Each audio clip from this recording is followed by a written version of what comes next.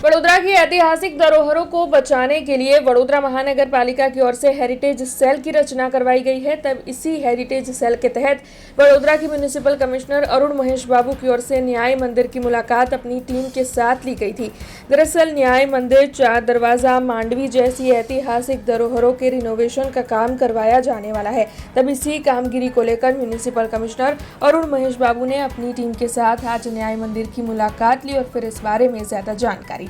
આજે અમે ન્યાય મંદિર જે વડોદરા શહેરના એક જમાનાના ન્યાયની દૃષ્ટિએ 2018 સુધી જે ચાલતું હતું એક મોટી ઇમારત છે એ અત્યારે જે હેરિટેજ સ્ક્વેર અને હેરિટેજ વોકની અત્યારે પ્લાનિંગ કરી રહ્યા છે. આપ જાણો છો કે વડોદરા મહાનગરપાલિકામાં જે હેરિટેજ સેલ એક્ટિવેટ કરવામાં આવ્યું છે, આ હેરિટેજ સેલ દરમિયાન જે પણ સ્ટ્રક્ચર્સ અમે હેરિટેજમાં આવરી લેવાના છે એમાં સૌથી મોસ્ટ ઇમ્પોર્ટન્ટ સ્ટ્રક્ચર ન્યાય મંદિર છે. એટલે હેરિટેજ કોન્ઝર્વેશન અને હેરિટેજ રીડેવલપમેન્ટની ભાગરૂપમાં ન્યાય મંદિર, લાલકોટ, આગળ એમએસના જે મ્યુઝિકલ કોલેજ, પછી જે ચિમનાભાઈ ટ્રસ્ટના જે બિલ્ડિંગ્સ છે, and after that I think Gujarat cafe પણ છે. આ સિવાયનું 4 મેજર ગેટ્સ, આપણા લેરી ગેટ, પાની ગેટ, ગેન્ડી ગેટ અને માંડવીમાં પણ આ સિરીઝ શરૂ કરવાના છે. જે હેરિટેજ વોક છે, આપ જાણો છો કે સિટીની અંદર ઘણા આગેવાનો અને કલ્ચર પ્રેમીઓ અને હેરિટેજ પ્રેમીઓ પણ હેરિટેજ વોક દર અઠવાડિયા પણ કરતા જ હોય છે. એને વેગ આપતા એને નેક્સ્ટ લેવલમાં લઈ જવા માટે એક ઓર્ગેનાઇઝડ હેરિટેજ વોકની પ્લાનિંગ કરી રહ્યા છે. જેટલે જ્યારે હેરિટેજ સેલ અને હેરિટેજ વોકની પ્લાનિંગ કરીએ, અમે અત્યારે કેલ્ક્યુલેટ કર્યું ઓલમોસ્ટ 3.1 કિલોમીટરની આજુબાજુ આવે છે.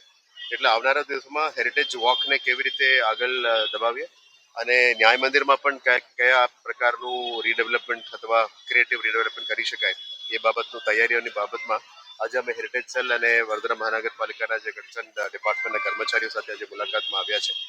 આવનારા દિવસોમાં આપ જાણો છો કે અઠવાડિયા પછી વર્લ્ડ હેરિટેજ વીક પણ છે અને આપ જાણો છો કે આપણે યુનેસ્કોમાં એપ્લિકેશન્સ પણ ક્રિએટિવ સિટી ઓફ રિડિઝાઇન માટે પણ અમે કરી રહ્યા છે. આ વખતે પણ આની મહેનત ચાલુ કરવાના છે. આવતા અઠવાડિયામાં એના બાબતમાં મીટિંગ્સ પણ કરવાના છે. હેરિટેજ અવેરનેસ વીક પણ અહીંયા વડોદરાના કલાપ્રેમીઓ અને હેરિટેજ પ્રેમીઓ એક ઓર્ગેનાઇઝ કરી રહ્યા છે. આમ અલગ અલગ એક્ટિવિટીઝ, અલગ અલગ વર્કશોપ્સ અને સાયક્લોથોન્સ આ બધા કરવાના છે.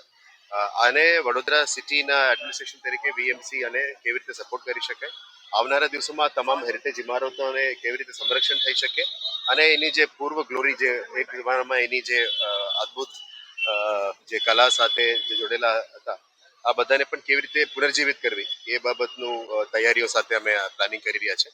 हमसे जुड़े रहने के लिए हमारे YouTube चैनल को सब्सक्राइब करें और नई वीडियो की नोटिफिकेशन के लिए बेल आइकॉन को दबाएं।